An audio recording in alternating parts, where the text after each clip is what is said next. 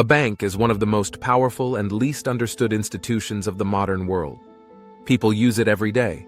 They transfer money, pay with cards, take loans, save, invest. Yet very few truly know what happens inside the system that holds their finances.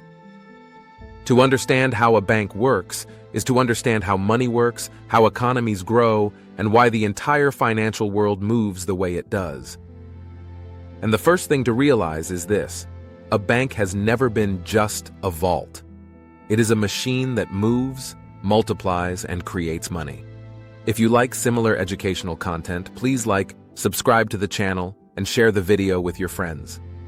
To understand how we got here, we need to go back hundreds of years. The first banks were goldsmiths who stored gold for people who didn't want to keep it at home. The goldsmith issued a receipt, proving how much gold had been deposited. Over time, he noticed something important. Clients almost never withdrew all their gold at once. Some deposited, some withdrew, but most of the gold simply stayed in the vault.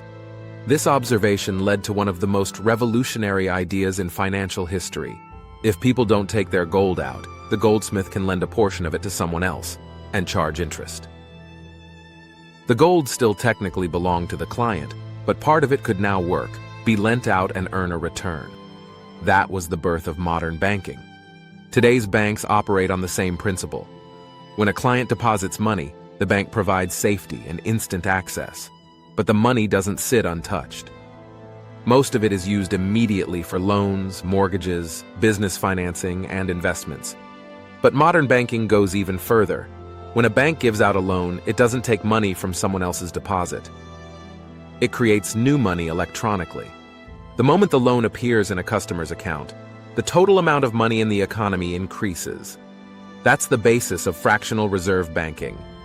A bank must keep only a fraction of deposits as reserves. The rest can be lent out many times, multiplying money throughout the economy. Banks don't just move money, they create it. This whole system works only because people trust that the bank will always give them their money back. If everyone came to withdraw cash at the same time, no bank in the world could survive. This is called a bank run, and it is one of the biggest threats in finance. That's why banks are regulated, supervised, and required to hold reserves. The system runs on one thing: trust. A bank is therefore the beating heart of the economy. It transforms, deposits into loans, keeps money flowing, finances homes, companies and governments, and enables everyday payments. Without banks, the modern economy would stop within hours.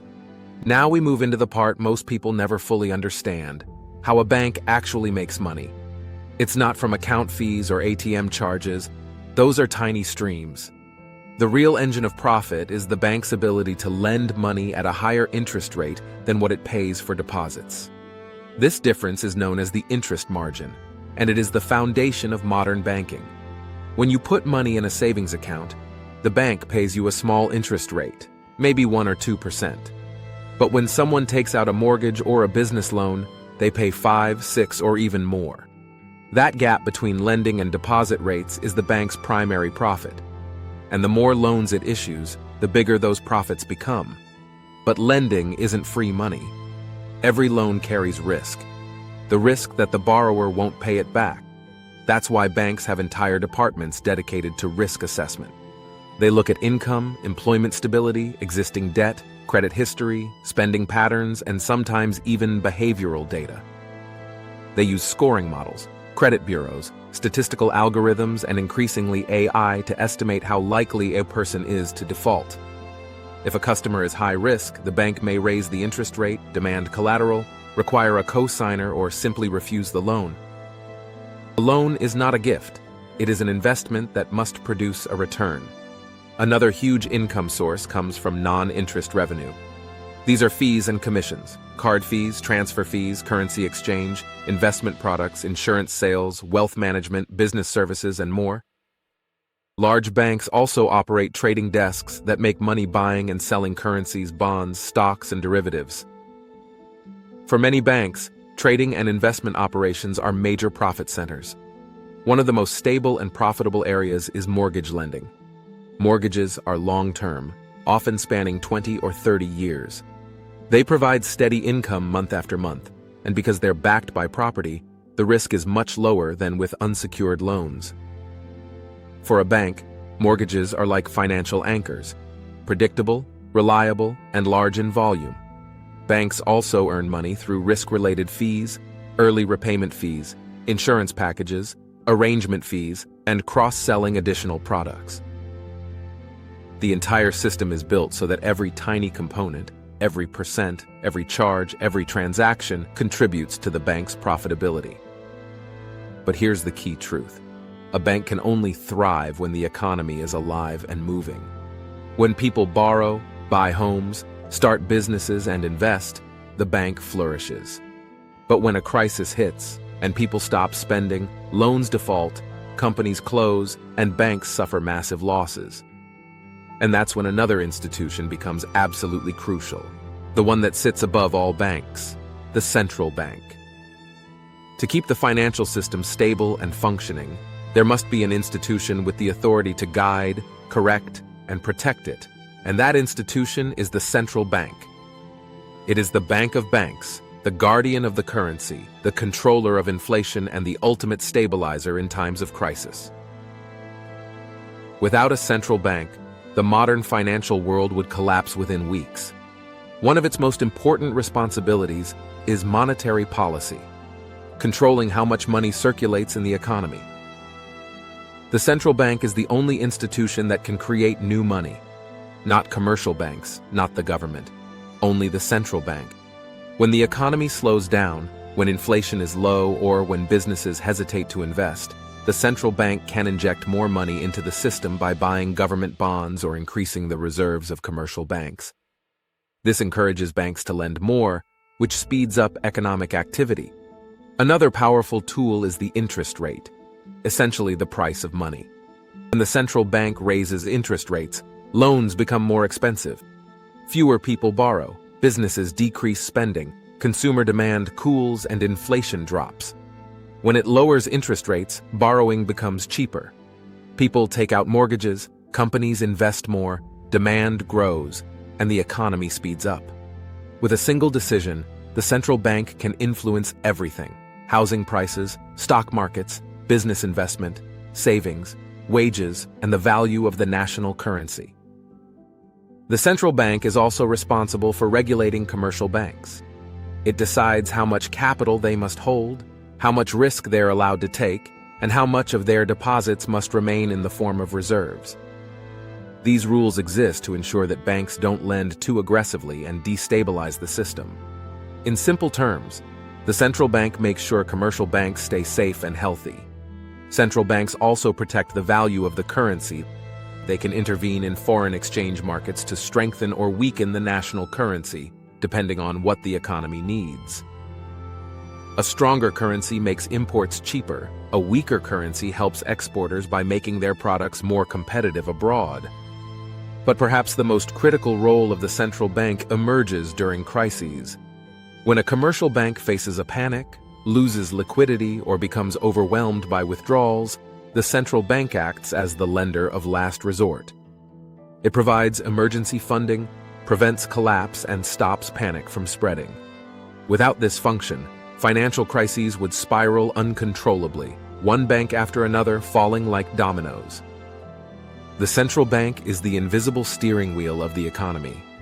We don't see its operations, but we feel them everywhere. In loan rates, in food prices, in mortgage payments, in job markets, and in the stability of everyday life. Modern banking is no longer about paper forms, cash drawers, or slow transfers. Today, money moves through a massive digital infrastructure, invisible, instant, and incredibly complex. Every time you pay with a card, phone, or online transfer, you activate one of the most advanced technological systems in the world. A bank has become a technology platform, not just a financial institution. When you pay with a card at a store, a whole chain of operations happens in a fraction of a second.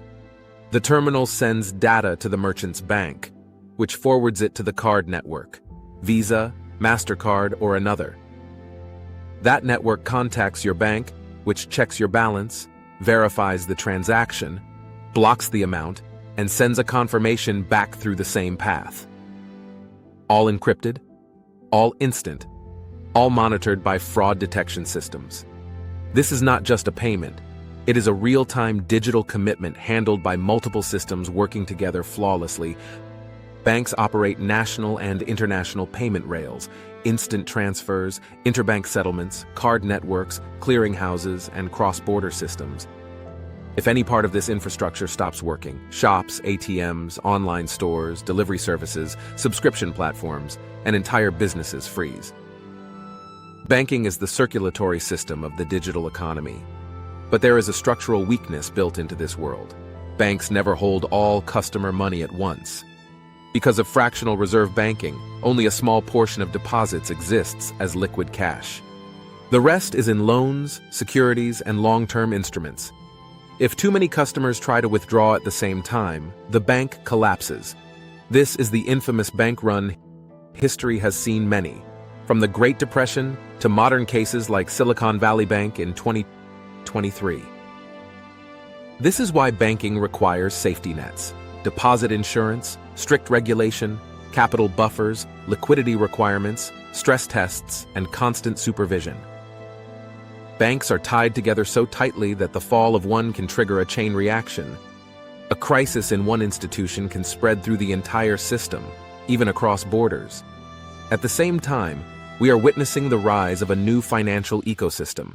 Fintech services like PayPal, Revolut, Wise, and digital-first banking apps are reshaping expectations. People now demand instant transfers, zero-fee currency exchange, beautiful interfaces, and global usability. This forces traditional banks to innovate, automate, and evolve. The line between bank and tech company is disappearing. But the biggest transformation may still be ahead. Central bank digital currencies, CBDCs. These are not cryptocurrencies. They are digital versions of national currencies issued directly by central banks.